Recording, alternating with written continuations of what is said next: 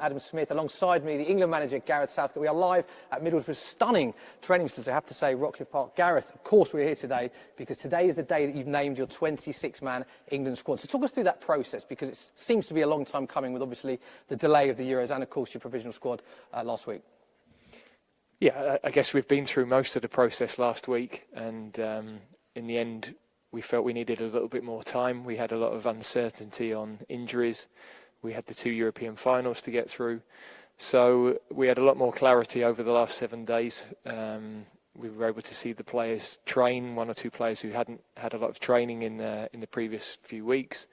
And I have to say, the last few days have been excellent. All of the players, their approach to training's been great. To come here, it's been a really relaxed environment. Middlesbrough have been fantastic looking after us. And now, of course, we've got the 2 friendlies to look forward to, and a bit more clarity, of course, for all the players. Yeah, let's talk about where we are. Of course, familiar part of the world for you, a lot of fond memories for you. I've seen, even walking down the hallway, there's photos of your playing days here. How has it been? How are the lads settling in to Rockliffe Park? And, of course, the facilities as well are magnificent, aren't they? Yeah, I think they've enjoyed it. I don't know how many had been here before, but in the time when I was the manager here, they were building the hotel and the golf course. So we already had the training facility, and to be able to walk across to training, so minimising the travel. We're in these COVID times, we've been able to eat outside with the weather being as it's been. Unbelievable, isn't it? I mean, I'm in the wrong attire in jeans and a jacket. It's boiling here, isn't it? Well, you get all the best gear. I don't know where ours is, but so that's been important. You know, we want always a relaxed atmosphere. We train hard, but you're away for a long period of time, and of course, as we get closer to the games, the intensity of the noise around us is going to increase. But I think anybody that's been with the team for the last 4 or 5 days knows what a good atmosphere there's been, and everybody just been focused on their training and enjoying the environment. Let's talk about the squad. Was it, you alluded to it there earlier actually, was it one of the toughest squads that you've had to pick, given the fact that you had so many players last week involved in European Cup finals and, of course, some injury concerns as well?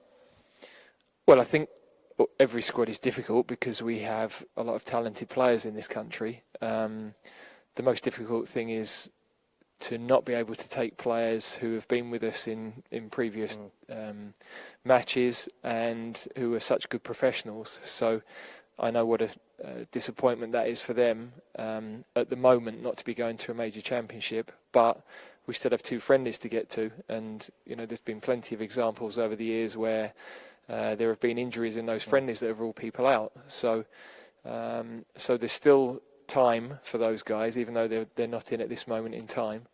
The complex, most complex part this time has been those injuries, and whether we should take the chance on people. We've clearly with Jordan and with Harry Maguire, we've got a couple of players who are not where we'd be ideally in terms of their physical prep. But we think that the experience that they have, the fact that we think we can get them to a point where they can have an involvement in the tournament, it's worth taking them, especially as we've got an extended squad of 26. And how important are those experienced players? Because I've got the squad in front of me. There's so many young attacking players. So how important is it that those experienced players like the Harry Maguires and Jordan Henderson are in, obviously, to give the squad some balance? Yeah, well, the experienced players are the ones that know how to win, have been in tournaments before, have driven the team over the period we've been in charge. And you need that balance of young players who come in and give it energy and who challenge for places. We're not taking any tourists here. We've got a squad, every one of whom is ready to play, every one of whom is ready to contribute. So that's really important, because over the next 9 matches that we hope to be involved in, we're going to need everybody, and that experience and the positional mix is really important. Yeah, I've got the squad in front of me, actually, the 26 names. Interestingly, 15 players from the 26 going to a major tournament for the first time. Many of those, of course, who've made their debut in the last 12 months. So almost has that extra year with the delay of the tournament, do you reckon that's helped England, because so many of the players are so young and so, I suppose, inexperienced but exciting at the same time? Well, it's just given us a different profile of squad. We've always wanted to integrate young players. We've done that 4 years ago ahead of the World Cup, and we've wanted to continue that process. We feel we've got a club-like environment where the players are really close, but also we want to bring young players in. And it's meant that those young players, some of them have got 10 or more caps already under their belt. And over the next 2, 4, 6 years or more with England in some of their cases, they're only going to get better and better. So, the dynamic has changed. We've had some players who, after Russia, have not had perhaps the best time with their clubs, not being consistent performers with their clubs. And young players have come in to challenge for those positions. And of course, 26-man squad as opposed to 23. I heard you speak a few months ago about the 26-man squad. Not a particular fan then, but also I've heard you say that it is a necessity to take 26 given the uncertain times that we live in. So now that you've picked the squad, what would you say are the main sort of pros and cons of the larger squad? Well, the most difficult thing is that when we get to the first game in a week's time, we can only name 23 on match day. So hard enough to pick 11. Potentially we could be disappointing more on those match days. Although there's a chance we won't have everybody available. So the pros are, as I said, we've been able to take a chance on players that we might have had to rule out. We've been able to cover ourselves in different positions, different tactical formations. And I've got to say the professionalism of the group and the respect they have for each other, I don't think the 26 will be as big an issue as it might have been. OK, and of course, the flip side, I suppose, of the excited 26 players who must all be ecstatic going to a major tournament. 7 players have not made it from the 33, which we always knew that 7 wouldn't make it. How tough is that side of your job, letting 7 players know that they're training but they haven't made the final squad? It must be a particularly tough part of your job, that. Yeah, you never want to give bad news. Anybody that's been in a leadership position, it's lovely to give people debuts. It's lovely to bring people into the squad for the first time. It's much harder to deliver difficult news. With the lads this time, there were 3 of the boys who really knew they were coming in for the experience of training with us, and they're with us for these 2 matches, and who knows what might happen, and they've trained really well. We're really pleased with Ben Godfrey, Ben White, Aaron Ramsdale. They've added a lot to the group. Mason Greenwood unfortunately had to pull out on Friday, so we knew he wasn't a contender over the last few days. And then for me personally, very difficult to speak with Jesse, who has given so much for England, performed so well for England over a long period of time. James Ward-Prowse, who has been our captain with the under-21s, and then Ollie Watkins, who has had a tremendous season with Aston Villa. Those 3, I gave them the option of going home if they wanted to, but they were all adamant they wanted to stay. They wanted to be part of the group. They know that they'll be involved in these 2 matches. Yeah, just to confirm that the 6 players, with regards, Mason Greenwood is obviously injured, but the other 6 are still available for the 2 games coming up, just to confirm. Yeah, they'll be involved in the games. In fact, I think Jesse will probably start tomorrow. OK. Their commitment has been exemplary and their professionalism has been brilliant. And it meant that yesterday afternoon, when I had the conversations with those players, although they were disappointed, they knew where they stood, and it's meant that the atmosphere around the campus stayed positive and has stayed very relaxed. And you mentioned the injured players, you mentioned Mason Greenwood, of course, Nick Pope as well. So disappointing for players when an injury keeps them out of a major tournament, and also something that you can relate to, having had injuries in your career as a player as well. Yeah, I missed what would have been my last tournament, 2004. I was injured. Maybe I wouldn't have made the squad, I don't know. But of course, the opportunity to play in major tournaments is very rare. Sometimes when you're a young player, you might think that it's going to come around again and again. But as you get older, you understand that there'll be players in the squad here who've missed previous tournaments with those injuries. And that's a really hard call. There's nothing more frustrating for a professional than being injured. And you talk about those conversations you have to have being a tough part of your job. Do you lean on the experience you had as a player? Because obviously you played under some great England managers, and you would have been a player waiting for that phone call as to whether you're in the squad or out of the squad. And of course you made a lot of squads. So does that help you in the process of making those conversations? Because you know exactly what those players are going through. Yeah, there's no doubt. Being a former player doesn't necessarily equate to helping you with managing and coaching, but I think in those moments where you've got empathy with the players, whether that's injury, whether that's selection. You know how you like to be treated. You saw how other players like to be treated, and you can only do it as respectfully as possible. And I'm always very honest with the players. I think they know, where they stand within the group and what the expectations are. But of course, that doesn't make it any easier for them to receive that news. And of course, you've mentioned a few times, I want to pick you up on something you said earlier about the group and the team spirit. We all saw it in Russia, how amazing it was that the country came together and it really united the fans and the players. And we've heard from maybe England players in the past that have said often when they go away that they're in cliques or in their teams. I'm gathering that this it's a great team spirit here, and there isn't Man United players just sitting with themselves or Man City players, that everyone is together. That's something you have particular pride in, isn't it, I believe? Yeah, but that's credit to the players, frankly, because they mix so well together. I think the more experienced players make it an easier environment for the younger ones to come into. I think they remember how difficult it was for them coming into an international camp. And the lads stay in touch. I think I played with some Aussies when I was a player, and I remember how they loved going back to play for Australia because they got with their mates again. And that's how it was for me playing for England, and that's how it is for this generation. So they've got lots of connections through playing with their junior teams. We've got lots of lads that have played at clubs together previously. But the most important thing, we've got good characters who make, they have respect for each other. They enjoy each other's company. And you mentioned the morale and the team spirit there. How important when picking players? Of course, you pick players on ability. It's a huge factor. But looking at how they will fit into the squad, particularly new players, because you've got a 26-man squad and you can only pick 11 for the starting 11. So how important is it that those players that might be on the fringe have good characters, personalities, and can fit into what is a very good group already?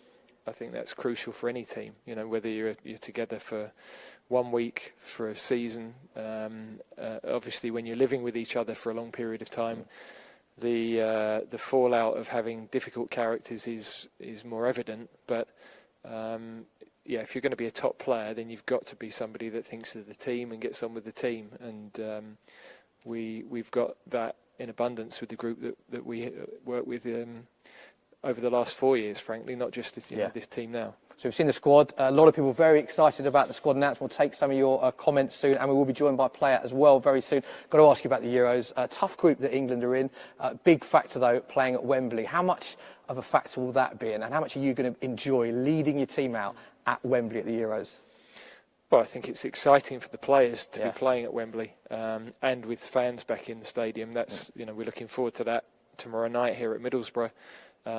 We've had a year, I know some of the clubs have played in front of fans. We haven't had that opportunity yet, so we're really looking forward to that. There's players in the squad that have never played in front of fans for England. It's amazing. Yeah, and it's a great shame. They've made their England debuts, a lot of them, and haven't been able to have family present. Well, they've spoken about that to you, about saying, obviously, the pride of playing for England, but that's been hindered by the fact that fans aren't there. Have they had conversation with you about that? Well, I think it's just obvious to us that that's such a missing piece. If you've waited all your life to play for your country, you want to invite your family at the very least, and we haven't been able to do that. So that will change for this tournament. That's something we're all looking forward to.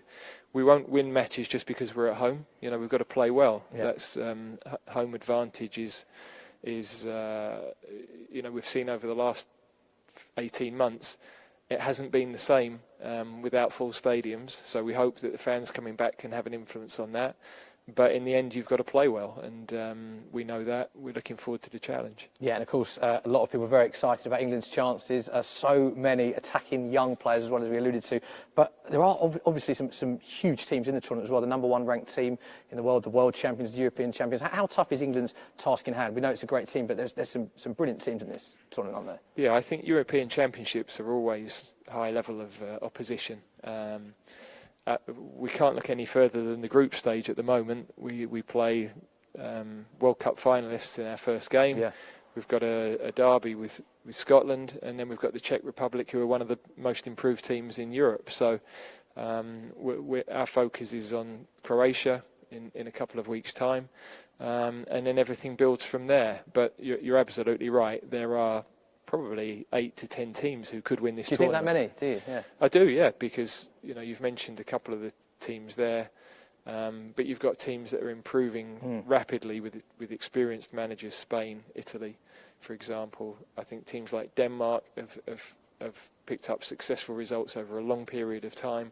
So there are teams that are probably in the favourites to win, but then there are other teams that could beat anybody on their day. And we've proved we can beat anybody on our day, but we've got to do that consistently to have a good tournament. Do you know your starting 11 now? Do you have a good idea of that, or are these two warm-up games going to be hugely influential in you naming that starting 11? Have you got a good idea in your mind now for that team? Well, everybody wants to play well and wants to, can affect our decision-making in these two matches and in the training sessions in the lead-up. So we've got a very good idea of what we want to do. But that's always got to be open to change, and that's the opportunity the players have in the next two games. And just final question for me, we saw in Russia just how well yourself and the fans connected, and the players, connected with the fans. It was amazing to see, and obviously England doing so well in that tournament. Does it feel even more poignant this time around, given everything that's happened in the last year with the pandemic? It's been such a tough year for so many people in this country and around the world as well, that what a success in this tournament, what England's success in this tournament could do for the nation, because this is bigger than football, isn't it? Well, we can make it as big as we want, but look, we always recognise the opportunity we have when we play for England to bring happiness to people, to bring excitement. It's great if we can help the country to recover from what we've been through over the last 14 months. Again, everybody around the world is experiencing that, so we're conscious it's not unique just to us. But of course, we're thinking about England, we're thinking about helping our country back on its feet, giving the fans something to enjoy and to get together, and families to get together, like the England games we remember when we were younger, growing up. So we're involved in a major tournament. What a privilege. Gareth, thank you very much for your time. Fascinating to see the squad and to hear you talk about it as well. All the best for the tournament. Sure, we'll be catching up very soon. You've got a press conference and a very busy duty, so we're going to ask you to put the microphone down. Smithy. Thank you very much. Good to see you. Right, we are going to be joined, I'm very excited to say, by Jack Grealish, who is moments away. So while he's getting ready, I will just recap the squad. So the 26 names that Gareth Southgate has named in the England squad for the Euros: Jordan Pickford, Kyle Walker, Luke Shaw, Declan Rice, John Stones, Harry Maguire, Jack Grealish, Jordan Henderson, Harry Kane, Raheem Sterling, Marcus Rashford, Kieran Trippier, Dean Henderson, Calvin Phillips, Tyrone Mings, Connor Cody, Jadon Sancho, Dominic Calvert-Lewin, Mason Mount, Phil Foden, Ben Chilwell, Trent Alexander-Arnold, Sam Johnson, Reece James, Bukayo Saka and Jude Bellingham. Got loads of comments coming in. Oliver White says, bring it home. Real Arsenal says, Saka. Adam Kemp says, this video has got me pumped. Love to hear it. Matt Mills says, looks to have fantastic balance. Love this squad. Energy, youth and tactical flexibility. Dan Firkins says, Grealish, number 7 for England. Love Jack Grealish. It's a perfect way to introduce him. I can confirm that Jack Grealish is sat alongside me. Jack, great to see you again, mate. 7 months ago, you were making your England debut. Today, you are in the squad. Talk to me about how you're feeling. No, I'm over the moon. Like you said, we weren't too long ago when I was just getting my debut, and now here I am in the squad. That's what I've obviously dreamt about, playing at major tournaments for England. And I knew that I had the ability to do it, and I've had a good season this year, so I'm delighted to be in. I've spoken to you in the past this season. I know exactly what playing for England means to you. You're very proud every time you put on that shirt. So talk us through that moment. You got the call up, firstly for the 33 and then the 26. How that happened? Well, the 26 was obviously this morning. Yeah. Gareth briefed us before training. And told us, so obviously we was going out to training, buzzing I was. Yeah. The 33 was... I love how you're trying to remember that moment.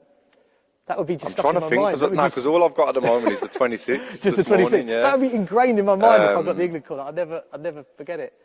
You can't remember? I can't even remember. Wow. No, not off the top of my head. But yeah, no, obviously this morning... I kind of had a bit of an idea that I was going to be in the 33 because I had, with my injury and stuff, I've had the England medical team coming in over the last few weeks to see how I've been getting on and stuff. So yeah, I had a brief idea that I was going to be in that, but obviously the main one for me was this morning. So who's the first person you told, and how did they react? My mum. I actually rang her just when I found out that I was getting that I had the number 7 shirt. Wow. And yeah, no, exactly. It's always been one of my favourite numbers, 7 and 10. Yeah. And obviously ran my mum and my dad, they were together just, so... They must be so proud getting that call. I mean, no, yeah, of course. I was actually shocked myself, to be honest. Number 7 at a major tournament for England, something that I will cherish forever. And as soon as I got told, I actually got told on a WhatsApp text. Did you? Yeah, and I was honestly over the moon. I had like goosebumps. Can you keep that message forever, I bet? Oh, forever. Yeah, love that. And of course, first major tournament, so it does sound cliche to say, but that just must be a childhood dream come true, that. Yeah, no, it is, like I said before, I've always loved playing for England, no matter if I've come on off the bench, if I've started a friendly, but to be able to be in a squad for a major tournament is just something that, like I said, I've just wanted to do my whole life, and I cannot wait for it. And I think everyone in the country knows how much of a talented squad that we have. Yeah. And let's hope we can go on better than the World Cup. And you've had to be patient, of course, because you had a great start to the season. Then you had that injury. How is it all now? Give us an update and to how you're feeling. Are you fully fit and raring to go? Yeah, no, I feel good. Obviously, the last 4 games of the season, I was on the bench for the first 2 that I come back, and then I started the last 2. I feel good. It was obviously a shin problem in my right shin. I had a bit of stress on it. It weren't like a stress fracture or anything, but I had a little bit of stress on my shin. And it kept me out for longer than I thought. I think at one time I rushed it back, come back too quick. That was just after the international break in March. And I was obviously devastated. So I've had to take my time with it the second time. And, I think when you ask any footballer when they've been out of an injury, the only thing they want to do is get back on the pitch. And luckily I was able to do that for the last few games. And now I'm just got my international head on now for the summer. Love that. And I've seen there were some famous moments of you watching Villa games, and of course Gareth Southgate was there as well watching, and we saw you have conversations. Were you just constantly saying, I'm going to be fit, I'm going to be fit? It must have been something that was playing on your mind quite a bit. Yeah, no, of course. Obviously I had to keep telling him. To be fair, we were just speaking about, when I did see him at the games, we were just speaking about, what was going on in the game really at the time. He obviously always asked me how my injury was. And at times there weren't really much update that I could have given him, because I was just trying to rest it, and do as much as I can to get it back feeling good. But yeah, there was a few times where I had to keep informing him that I'll be fit. I love that. And of course, I mentioned this to Gareth, so many young attacking players. The squad, do you look at this squad now and just go, wow, like England have got a real chance in this tournament? Yeah, definitely. Even the players that we have here at the moment, you just look around the squad and there's so much talent, and then you realise that we've got three groups of lads that have all been in the finals for their teams that are still to come. Man U, Man City, and the Chelsea lads. So the squad's just got so much talent all over it, and it's a pleasure, an absolute pleasure to be a part of. How's training been? How's the mood in the camp? I've seen we've been had glimpses of it on England's social media channels that the camp looks like is it in great mood, and there's some good examples in training as well. Is everything going well? Yeah, no, it's going all well. That's one thing that didn't shock me, but that I really liked when I come to England. There's a good like vibe around the place. You have people that are rivals on a Saturday, but when they come here, it's like a group of friends. Did you get that straight away as soon as you came into England? Straight away, yeah. Because obviously I've heard stuff in the past that there was like, when I say the past, I mean like 15, 20 years ago, that there was like little groups, of who you're with at your club. But when I come here, there's none of that, honestly, and I think that's credit to the manager.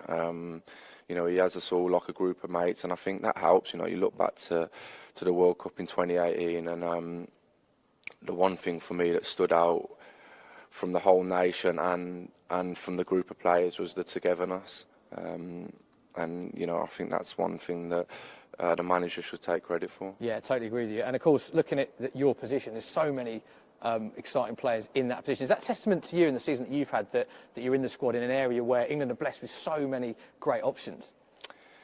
Yeah, but like you says, it's what you want. You want that competition. it's not really competition, because at the end of the day it's a tournament, and the manager's gonna be playing the players that he thinks are training best and performing best at the time. But there's, like you said, there's so much talent. There's Raheem, Marcus, Phil, Mace can play out there. There's Jayden. So there's so many players, and like I said, it's a pleasure to be a part of. Yeah, a lot of people were looking at the reaction to the squad. A lot of people were very excited. You've got a lot of fans excited that you're in. Is that your next aim now, to break into the starting 11? And are you going to use these 2 games coming up? Are they big for you to try and force your way into the starting 11? Yeah, of course, it has to be. That's what the aim is. I know it will be difficult, and I've never come here, expecting to play or anything. I know that I've got to work for it, but like I said, the manager's going to pick the team that he thinks is the best. Well, whoever's training the best, or whoever he thinks is going to win that match. There's so many talented players, and I think all of the ones in my position have all just played in the Champions League final or the Europa League. Yeah. So it's obviously a difficult position, but I'm just so happy to be here. Yeah, love to hear that. And of course, let's look ahead to the tournament. England playing a lot of games at Wembley. How much of an advantage do you think that will be? And how much pride will you get as an England player playing in a tournament at Wembley Stadium? Yeah, no, it'll be unbelievable. I think we're used to playing there, so that I think that gives us a little bit of an advantage. It's like when you're playing for your club and you're playing at home, you're used to playing there, you're used to like the surroundings and stuff. So it obviously gives us that advantage. And like I said to you, just when it was the 2018 World Cup, just the togetherness and everything, from the whole nation. Yeah, it's unbelievable, wasn't it? It was unbelievable, yeah. And I think now that it's in England, it's at, most of our games are in England. I think, that can even go one step further. And of course, fans are back as well, which is, just talk to me as a player about, because we've noticed it, watching on TV or being at games when fans aren't there. But as a player, from a player's perspective, how much difference has that made this season playing in front of no one? And to have fans at Wembley, what difference that will make to you as a player?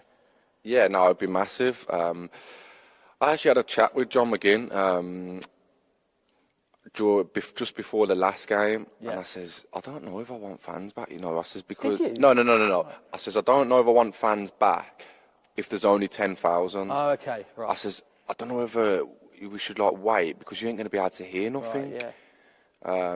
And he was like, nah, I think even 10,000 will make a noise. And I was like, I don't know. And then I come out at Villa Park and it was unbelievable. Really? Honestly, Does it feel like a full stadium? And then I got back in from the warm-up and I said to him, bro, I says, I'm so happy that they're back, actually. You were right, yeah. Yeah, I said, you were right. Love that. So obviously I can't wait for them all to come back. Yeah. But I did just think, because there's only going to be 10,000, it might not be, they might not make that much noise or whatever. But no, it was unbelievable. And I think completely agree with that. It feels like the games that we've had, like the cup finals, it feels like there's been more than the capacity that there's been, doesn't it? That it has, yeah. And I think that's what got us over the line on that day. We were backs up against the wall for a little bit against Chelsea, and we ended up getting the win. I think fans helped that. But yeah, no, it would be a massive boost for us to have them back, and especially in at Wembley. And you mentioned John McGinn, so we're going to ask you about John McGinn. Good friend of yours, of course, the possibility of you coming up against him, England v Scotland. Can you give us a little insight? Have you been talking about that? Any banter going around between you two? Because I'm guessing there is. Do you know what? We hadn't spoke about that game that much, because I suppose he starts a lot of the games. Does he? Yeah. Starts the game, Scotland, right, I thought you meant you started the banter then. I thought, I don't know. No, like starting the game. So I don't know whether I'm gonna be playing or not. But I hope we get one over him that day. But he's obviously a great lad, and to be fair to him, he's so proud, like playing for his country. Yeah. But I don't know whether I'll be able to take him too serious on the pitch or not. Love that, of course. And the other thing I noticed about you is you're a proper fan as well. It might seem silly to say, but we know that you're a player, but you regularly on social media say you're watching clips of Wayne Rooney the other day or Gazza. You're a proper England fan, aren't you, as well? Are you going to be having a wall chart? We all have the wall charts up. Is that, you're going to have that up in your bedroom, filling in the scores and all that? Does that happen in Jack Grealish's world? No, it did when I was a kid. Yeah, no, obviously I just love football, and if I've got an opinion on something, I like to say it. If I think someone's playing well or a team's doing well, I'll just say it, and I think that's, I don't know, it's just the way I am. But no wall chart? No wall chart. I've got a wall chart. I feel like I'm a bit old one, but I have actually got one. And of course, I suppose the other question I want to ask is what you're going to be doing it's a long camp, of course, hopefully you're there for the duration. What you'll be doing to keep yourself occupied, because that's a big part of it as well, of course, keeping switched on the days you're not playing, of course. Yeah, of course. Well, I know that obviously the guys here, you know, would have put on a lot of stuff for us, you know, to keep yourself occupied. I can't really speak off experience because, like I said, I've never been to a major tournament before. But you know, from what the guys have said, you know, they obviously set up a lot of stuff. But then I suppose it's just the normal, isn't it? Then like PlayStation and Netflix. But I can't actually play PlayStation at the moment because I brought my phone. So have you? Yeah. I'm sorry to hear that. That's going to influence your the games consoles quite a lot then, I imagine. Yeah, so I've had to knock it on the head a little bit at the moment, so I can't play that. Okay, and final question. You obviously mentioned and you saw just how well the country came together for the World Cup with how well England did. Do you think it's even more, I asked this to Gareth earlier, even more poignant with this tournament, given everything that's happening? It's been such a tough year for so many people. What success in this tournament for England could do, not just for football, but for the nation as a whole? Is that something you speak about as players? Yeah, a little bit. You know, I've mentioned it a few times to you already. Yeah. It was unbelievable, you know, the 2018, even for me as a fan watching on. And like you said, it did just bring the whole nation together. People didn't even like football were coming together, weren't they? Were coming together, yeah, and it was unbelievable. And I think, you know, the manager probably takes note of that. And like I said, you know, obviously the players deserve credit for what they've done, but also obviously the management staff for how they got the players together. And, you know, just fingers crossed that this year we can just go one better. Jack, well said. Thank you very much for your time as well. I know that you're a very busy squad. There's loads going on this week, so thank you very much. That concludes our squad announcement and the reaction. Thank you all for your comments and for your questions. And keep subscribing and checking out all of England's social media channels because we'll have loads of great content coming your way during the Euros. Thank you for joining us. We'll see you soon. Bye-bye.